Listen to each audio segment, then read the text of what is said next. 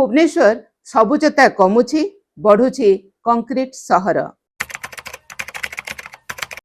सकाळर भुवनेश्वर केउठी पत्रर खसखस, केउठी मंदिर घंटी, आउ केउठी व्यस्त सहरर हर्न।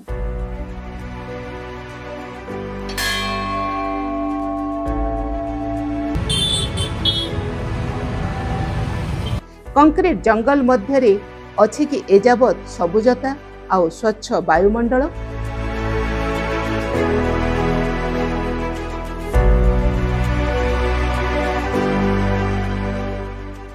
भुवनेश्वर केवल मंदिरर सहर नुहे, यह थिला गछर सहर, छायार सहर, पवनर सहर।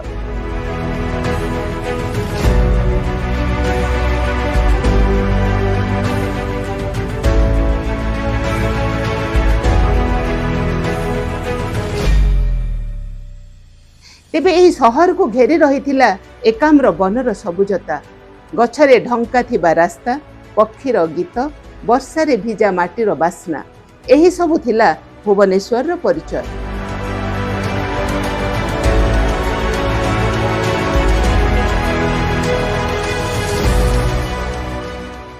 फॉरेस्ट पार्क, नंदनकानन, चंदका जंगल एमाने केवल स्थान नुहे, एमाने थिले सहरर फुसफुस।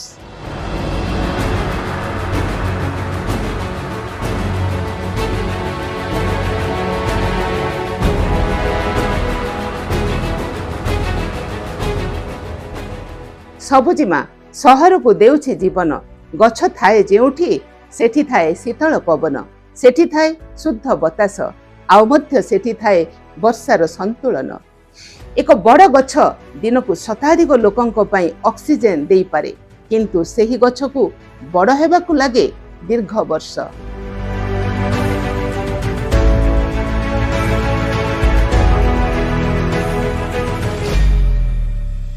आज सहर बढ़ुछि, रास्ता बढ़ुछि, अपार्टमेंट बढ़ुछि, आउ सेथि सहित कमुछि सबुजिमा।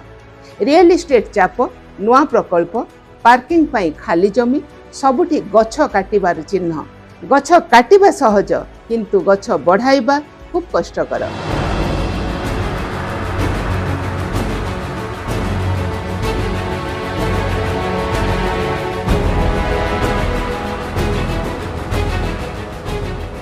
ताती बढ़ुछि, एही अंचल रे रहुथिबा पुराना लोक कहंती आगर भुवनेश्वर एते गरम नथिला। एकथा सत, कारण माटी ताप धरी रखे, आउ सीमेंट ताप फेराई दिए।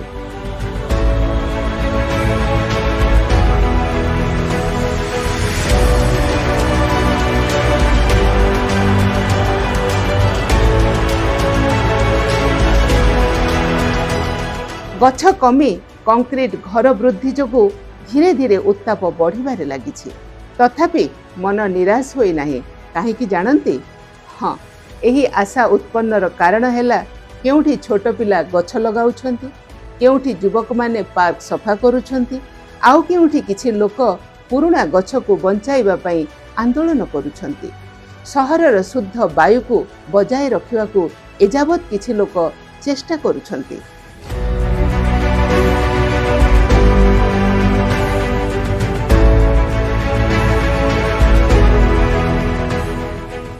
गछ लगाइबा केवल परिवेश काम नुहे, यह हेउछि आगामी पीढ़ी पई एक प्रतिज्ञा।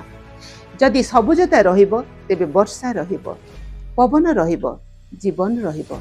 सबुजिमा नथिले सहर केवल कंक्रीट होई जिवो।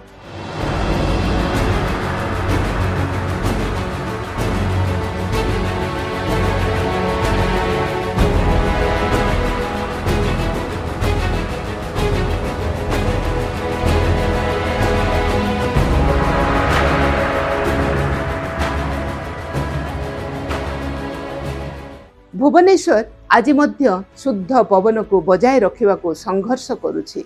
जदि एहा को बजाय रखा न जाए, तेबे दिन आसीबो एठारे निश्वास प्रश्वास नेबा कष्टदायक होई पड़िबो। एणु एहा को बंचाई रखिबा आम समस्तंकर दायित्व। सबुजता बंचिले सहर बंचिबो। तेबे आजि पई एतिकी, आगामी अध्याय रे नुआ विषय नै आसीबी। देखुथांतु फोकस भुवनेश्वर। मु आपनक सुनीति मुंड। नमस्कार।